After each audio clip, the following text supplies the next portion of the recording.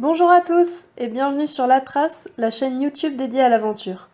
Aujourd'hui, dans cette toute première vidéo, je vais vous parler du livre intitulé Aventure en Guyane de Raymond Mauffret. Donc ce livre, c'est un vrai récit d'aventure qui retrace l'expédition de Raymond Mauffret en Guyane. En 1949, ce jeune explorateur de 23 ans décide de partir seul, à pied, dans la jungle, en direction des monts Tumucumac. Raymond Mauffret va écrire toute son aventure dans des carnets qu'il emporte avec lui. Mais malheureusement, le jeune homme disparaît en janvier 1950 et on ne retrouvera jamais sa trace.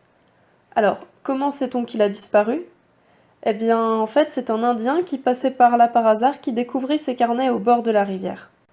Raymond Mauffret s'était d'abord fait connaître avec une première expédition au Brésil. En 1946, alors qu'il n'a aucun sou en poche, il part accompagner une mission de pacification dans les territoires des Indiens Chavantes, qui étaient surnommés à l'époque les tueurs du Mato Grosso, puisqu'ils étaient réputés très hostiles aux colons blancs.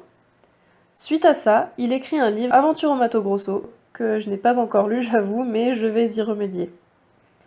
En 1949, il se procure alors une carte éditée par le ministère des Colonies, où sur la limite sud de la Guyane est écrit « Ligne de partage des eaux inconnues, région inexplorée ». Mauffret pensait pouvoir gagner en notoriété grâce à un raid sensationnel. Et cette région inexplorée représentait donc une aubaine pour lui. Il partit alors avec l'objectif de relier la Guyane française et le Brésil par les monts Tumucumac, qui sont en réalité plus des collines que des montagnes, puisque l'altitude maximum se limite à 600 mètres. Donc il quitte la France en juin 1949 avec une avance de la revue Sciences et Voyages. Et lors de son expédition, il va principalement se déplacer en pirogue. Le défi, c'est alors de passer les rapides de la rivière en tirant les embarcations à la corde. La chaleur et l'humidité ambiante n'arrangent pas du tout la progression, et il se nourrit simplement des animaux qu'il pêche et qu'il chasse. Alors Raymond Mauffret subit un véritable calvaire. Il se coupe constamment les jambes avec les lianes et les herbes, ses coupures ne peuvent pas guérir à cause de l'humidité permanente. Il se foule la cheville, il se fait constamment piquer par les insectes. Il se prend aussi un arbre dans les côtes en passant et souffre de dysenterie, ne trouve pratiquement rien à manger. Et au final, il est même contraint de manger son chien Bobby, qu'il avait adopté pendant son expédition. Puis il tente de construire un radeau, mais c'est un échec puisque celui-ci prend l'eau. Et alors qu'il ne lui reste plus qu'une 60aine de kilomètres à parcourir avant d'atteindre son objectif, il décide de faire les derniers kilomètres à la nage. Et donc il abandonne sa carabine, son sac, ses carnets sous un carbet, et garde seulement sa machette et ses allumettes. Et puis plus jamais de nouvelles de Raymond Mauffret. Son père, Edgar, en revanche, passera le reste de sa vie à le chercher en vain. Celui-ci écrivit aussi un livre intitulé « À la recherche de mon fils ». Bon, cette tentative à la nage avait, de toute évidence, peu de chances de succès puisque le lit étroit de la rivière était encombré de bois tombés, qui forment des lames et des pointes, que la turbidité de l'eau ne permettait pas de voir à distance.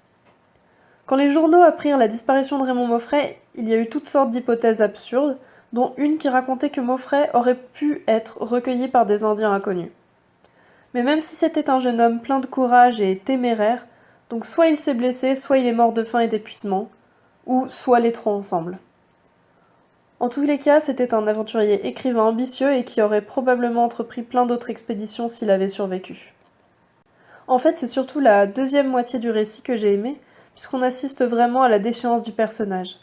Comme il écrit quotidiennement ses carnets, on voit qu'il ne cesse d'osciller entre des sentiments d'angoisse, de solitude, d'inquiétude, puisqu'il veut rentrer, revoir ses parents, ce qui est tout à fait compréhensible, et des sentiments d'espoir où il dit qu'il ne lâchera pas son objectif d'atteindre les Tumucumac.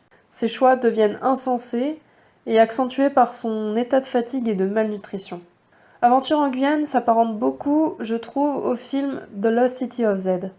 Ce long métrage retrace les aventures de l'explorateur Percy Fawcett, malheureusement disparu avec son fils en Amazonie en tentant de trouver une cité perdue.